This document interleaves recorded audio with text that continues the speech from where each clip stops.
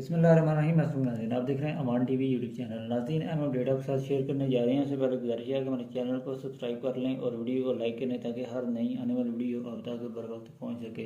नाज़रीन, हल्का PP27 Israel Alamgir से आपको अपडेट करते चलें, जहाँ पर गुज़श्ता 2 दिन से जो है वो ये खबरें गर्दिश कर रही हैं कि हो सकता है कि फॉर्म 45 के तहत जो है वो नतीजा अब बदल जाए या किसी और उम्मीदवार के जीतने के चांसेस जो हैं वो बढ़ जाएं।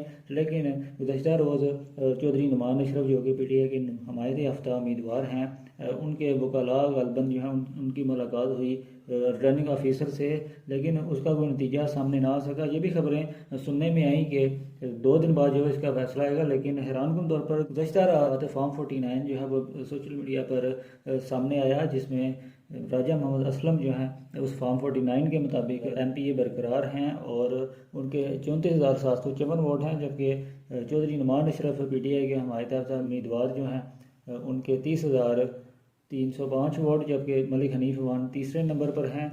ये नाज़रीन अब तक की जो है अपडेट हमने आपके साथ शेयर की है कि राजा मोहम्मद असलम मुस्लिम लीग काफ के जो रहनुमा हैं वो जो हम MPA अभी तक जो हम बरकरार हैं। हतमी नतीजा सामने आ चुका है। मज़ीद अपडेट्स के लिए देखते रहें अमान TV।